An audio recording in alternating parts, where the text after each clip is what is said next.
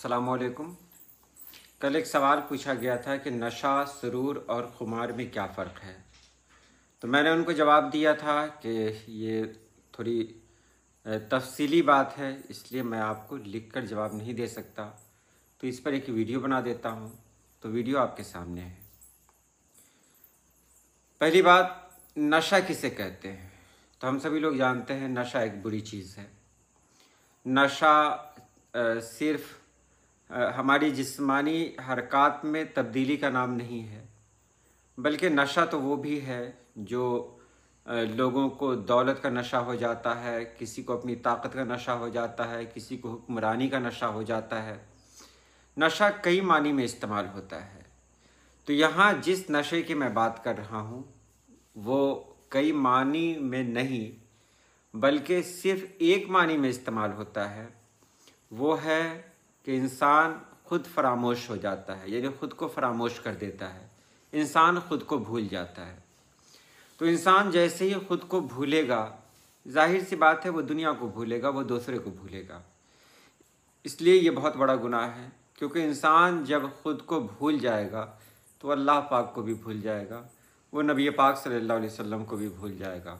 और अल्लाह पाक को भुला देना, चाहे एक सेकंड के लिए भी हो, वो किसी मोमिन की पहचान नहीं हो सकती।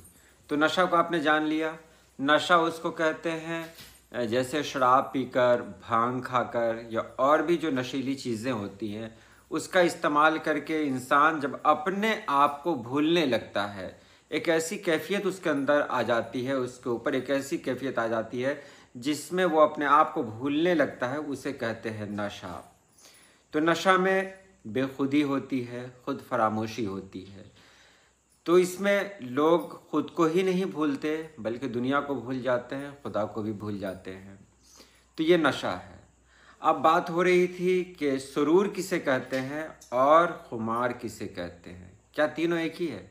तो हाँ, मुतरादिफ अल्फाज हैं ये तीनों, लेकिन इसमें कुछ बुनियादी फ़र्क भी है कि सुरूर कहते हैं जब नशे की शुरुआत हो रही हो, यानी अभी पूरी तरह से नशा नहीं चढ़ा है, तो नशे की जब शुरुआत हो रही हो तो उसको सुरूर कहते हैं। सुरूर बहरहाल जायज़ है। सुरूर उस कैफियत को कहते हैं कि जिसके बाद नशा आ सकता है। अब ऐसा नहीं कि नशा के लिए जो लोग शराब पीते हैं, गलत चीज़ों का इस्तेमाल करते हैं, सुरूर के लिए उन चीज़ों का इस्तेमाल करें, नहीं। सुरूर वो है जो नशा की पहले वाली कैफियत होती है।